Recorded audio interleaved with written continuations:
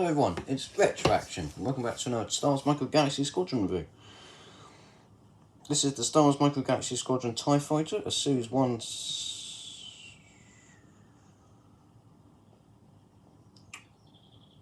light armor class released by Jazzwares in 2022. Now I did say that the Gauntlet Fighter would be next, however I did pick these two up. I have picked up two more Series 1 since then, and I'm going to review them first for the sake of doing them in chronological order in terms of the release order, even though of course I did the Outland last. I didn't have these two at the time of the Outland, but I now have the TIE Fighter and Luke Skywalker's X-Wing, so I'm going to do those first before the Gauntlet. That'll be coming later this month, so that's a change in plan. It probably will come out the day I slated for the video anyway, which is the 12th, by then anyway. Either way, this is the TIE Fighter. Again, first thing we're going to look at is the box. Really sharp presentation as always. We've got Micro Galaxy Squadron, TIE Fighter, number 10, Jazzwares. We have the TIE Fighter pilot there fitting into the cockpit. Pretty cool. And of course we've got the artwork in the background. We've got Star Wars, it's launch edition. And this is only on the Series 1 stuff, which I hope nice to use onto this. As you can see, we've got Series 1 there. Really nice, so it reflects in the light and everything, really cool. And on the back we've got Star Wars, we've got the collectible blueprint. I love how it's like a holo projector. Shows the features, this one not being on the Outland, and you've got the removable wings, which again, well, not again, did I mention this in the Outland video? But either way, the removable wings feature is cool if you want to get a better look at the wings themselves and for customization, but it also means they'll loosen up over time, so I haven't tried it yet. I have not taken the wings off. And also it must be noted that I did not want to get this TIE Fighter at first. I am quite pleased with it. Anyway, as you can see, we've got TIE Fighter Light Armor Class, we'll get back to that later. And we have the Sergeant of Entrances Genevieve Starfighter, the ATST, the ATST Raider, and what I would call the Kenner TIE Fighter, because it's harking back to Kenner with the white TIE Fighter there. Denotes Kenner, whatever the word is, you know, it's a thing that's related to Kenner, the white TIE Fighter. So that's pretty cool, and there are your chase vehicles.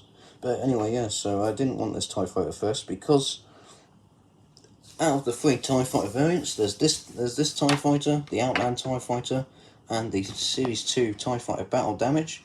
There are actually some improvements with the Series 2 TIE Fighter Battle Damage over this version, which is something I want to get into. Series 2 actually has improved on the quality of some of the Series 1 vehicles, and it's a bit of a shame that this is the case, because Series 2 is a nightmare to find here. It's only at Morrison's, and the TIE Fighter Battle Damage is one that I have not seen and is probably not going to come out over here, hence why I've picked up this one. Plus I wanted to add this one to the Outland TIE Fighter so I could start getting a squadron of these, or at least two anyway. Look better than just having the one. So this and the Outland are going to be like my TIE Fighter fleet, squadron, so that's kind of cool. I might pick up a third one for that. Hopefully the TIE Fighter Battle Damage comes out over here.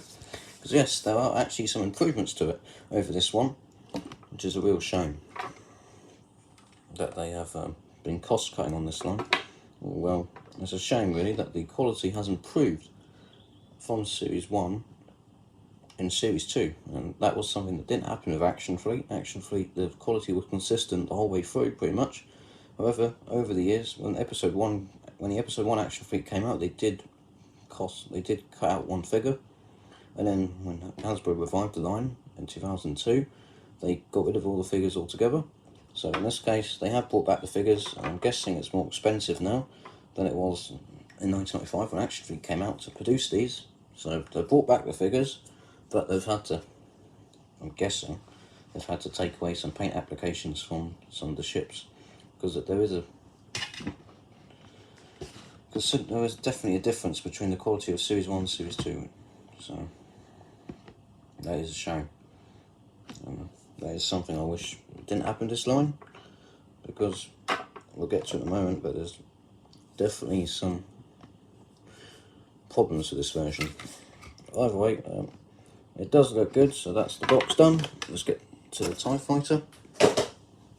The TIE Fighter is pretty cool.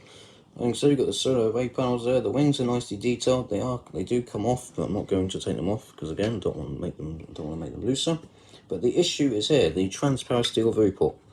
As you can see, it is all clear plastic. And now, when I open this cockpit, hatch, and you can see it is just black plastic. It is not clear, and this is something they changed for the TIE Fighter battle damage. They actually painted the struts and they put clear plastic here, and so it's a shame that version is not available, not what is widely available as this one, because they have made some improvements. And again, I don't think that's right for Series 2 to have made improvements on Series 1. I think all the series should have the same quality, but I don't, but there you go, maybe the reason is more expensive to produce these days. But again, Action Fleet did not have that issue, so Action Fleet has one step over, has one point up on this one already. Though I do prefer the Micro Galaxy Squadron TIE Fighter to the Action Fleet TIE Fighter. This one is definitely more on scale, and it looks really good with the X-Wing. We'll get to that when I get to the X-Wing. But overall, in terms of quality, Action Fleet still has to step up because of the quality from Series 1 to Series 2. It's a shame, really. They should all be the same. They should be consistent, if you ask me. So that's one problem I have with Jazzwares. So I do prefer the Action Fleet boxes as well, because this box ripped, and I'll try putting the bubble back in the box, of which, if we take the bubble out of the box again,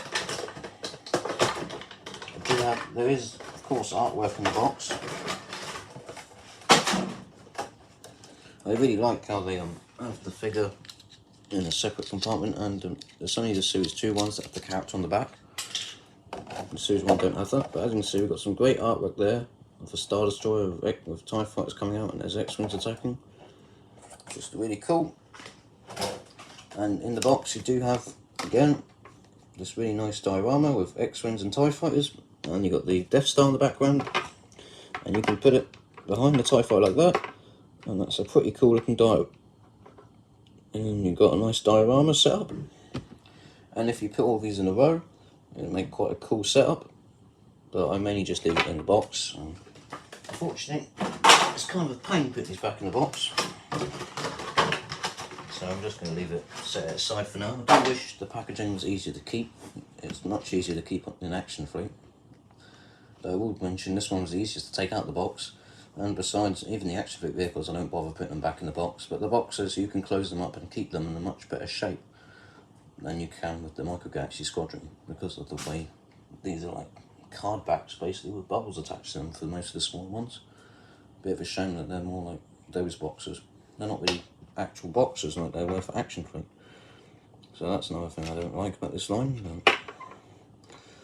It is just easier to keep the boxes in better shape if they were actually boxes rather than attached to a card. And I don't even see these hanging on a shelf anyway. They're always like this on the shelf. They're never hanging from here. So I don't see any reason for it to be like that. They should just be a box like they are for the larger ones, because they're so much easier to keep those intact. And the box, well, the packaging is part of the experience. I do open all the stuff I get, for the most part, other than those Power Force 2 figures. If the packaging and the vintage collection, because if the packaging gets ruined and you can't put the figure back on the card, I'm not going to open it. But with vehicles like this, I would like, you know, I do open them, I don't keep any of them sealed. And it would be nice to be able to keep the boxes in better shape. Unfortunately, you can't really do that because you can't keep them in the best shape because of the way they're designed. Either way, so we've got the solar array panels here, which looks really cool. The detail's great on these, on the wings. Again, I have heard there's like mould marks here. You can kind of see it on the wings of this TIE Fighter, which again aren't on the Series 2, but I don't mind it as much as I did in the videos I saw. And the same goes for the transparent steel viewport. I don't mind it as much in person, but it's still a shame because it's never appeared in the films. It's always had the struts painted on. It's never been all one colour. It's never been all this clear plastic. You never see that in the films, so that's a real shame. Either way, it comes with a TIE Fighter pilot. There's some great detail there. We've got like the laser cannons. There's some great detail on the sides. Looks really cool. The struts are nicely detailed. There's some great detail there on the solar array panels. So give Jazzwares credit there. Again, unfortunately this looks a bit rubbish, but again, maybe it's more expensive to produce these now. Probably is, compared to 1995 when the Action Fleet came out. Oh, shouldn't have done that. That's bad on my part, because there is a feature they've added here which is definitely an improvement over Action Fleet, which is this spring feature here. And so you can push this up and it helps you get the figure out, so you don't have to do that like you had to on the Action Fleet ones. So that is definitely an improvement. I also prefer the size of this to the Action Fleet one. This looks much better. And here is the TIE Fighter Pilot. Again, unfortunately, the figure paint applications and the vehicle paint applications are improved with the Series 2 releases, which is a shame given how hard they are to find here. I wouldn't mind it as much, nearly as much, if I was able to find most of Series 2 here, but as I'm in the UK, I can't. They're only at Morrison's, so it does really bug me how they've made improvements to the vehicles that are not as easily you're not as easily able to get hold of. Either way, there's the TIE Fighter Pilot. There's some good detail there. But interestingly, the dots on this helmet have been misapplied on my one. Interesting. But as you can see, we've got like the silver foot's chest box and everything. You can kind of make out the detail on them. Not bad. But it could be better. But it's a nice figure. I quite like it. I just didn't realise the dots were misplaced on the helmet. Which is interesting. It should be where the Imperial emblem is. Let's see if I can hold them closer. Can I hold them closer? I think it's going to look. It just fell out of my hands. The figure is really small. I think it's 1 inch. But the arms and legs do move. I don't think you're supposed to move them separately. I heard they could break. I don't know. I don't know about that one. Not sure. That is what I've heard. I'm not even sure if you can move them separately. I know you can for some. You probably could. Either way, I'm trying to see if I can show the figure better. Yeah, those are definitely misapplied, I think. Just slightly. Either way, the legs move and the arms move, which is good. And the legs are no longer attached to a base like Action Fleet, so it looks cooler. But they probably have an issue standing up. No. And there he is next to his TIE Fighter, and that looks pretty cool. So there it is, that looks good. And again, you can put them inside, and it's much easier to put them inside than it is for more Morphidians, so that's nice. It's very cool. I don't actually mind the paint applications on the TIE Fighter Pilot. I think there's enough there. I mean, it would be nice if they picked out the Imperial emblems a bit better. I believe the Series 2 one improved on that. But again, can't find it, unfortunately. I haven't even seen the AAT and Snowspeeder yet, so it's a real shame distribution, but I don't believe Jazzwares is to blame. I think it's the retailers. For my post on Facebook, on the Star Wars Micro Galaxy Squadron Action Fleet group, Action Fleet Collectors group, you would have found out more about that. Because Entertainer discontinued Series 2, from what I believe, and it's been confirmed by a few people in the group. We do have the controls there, which is pretty cool. As you can see, the flight controls and everything. And there's actually a feature on this one which is not on the Outland, and that's at the back here. This piece folds down. Can't remember what the purpose of it is, but it's pretty cool. And it's a nice feature that isn't on the Outland one. So at least there's something exclusive to this one. It is on the Battle Damage one. And also the Battle Damage one is in a different, slightly darker colour to this one. Either way, this guy fits in the cockpit much easier, he says. The cockpit's nicely detailed, but again, not really any detail on those flight controls, or whatever they're called. I can't remember the exact name now. Let's put them in. There's some good detail for the seat and everything though. Right, okay, maybe it isn't as easy to get in. I thought it was. But I'm in some trouble here trying to fit him into the TIE Fighter. So which might mean it's a bit too big for him, because I know some of the vehicles scale the figures really well, and other times the figures are a bit too big for the cockpits, and that's why they have trouble sitting down. This one seems to be in there quite well. Yeah, there we go. Looks good. And now you can fly around in your TIE Fighter. And there we have it. That is the TIE Fighter. Looks cool. Really nice. The Series 2 one's much better. And I definitely prefer the painted look on the transparent steel viewport. That's classic. You need that really. It's a shame they decided to do that. But I don't mind it as much now I have it in person, but it's still a shame. This bit though, they do need clear plastic here on this piece, and they do need to paint the transparent steel viewport. It's a good job they improved on it, but I wish they made that version more readily available. Maybe they will, don't know. Hopefully the UK distribution will be improved, and hopefully we'll get more Series 2, but for now, this is nice. This is good enough for me. It's just a shame. I just would definitely prefer it if that was painted. Yeah. But anyway, it does look nice. And the detail now is really good. So overall, not the best vehicle, but this TIE Fighter is good enough for now. I'm definitely going to keep it, even if the Series 2 one becomes available. But I definitely prefer the improvements on the Series 2. They definitely made improvements to it with that version, with that release. Either way, it's my retroaction with number 10 with the Star Wars Micro Galaxy Squadron TIE Fighter.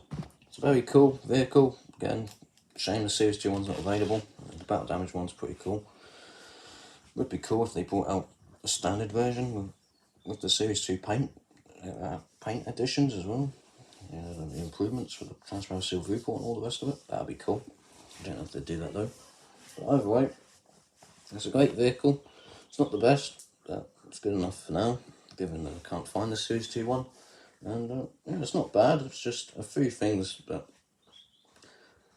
I mean, it is great, but there are just a few things that could be improved on, that were improved on, such as, this all being clear plastic for the viewport, such as the viewport all being clear plastic.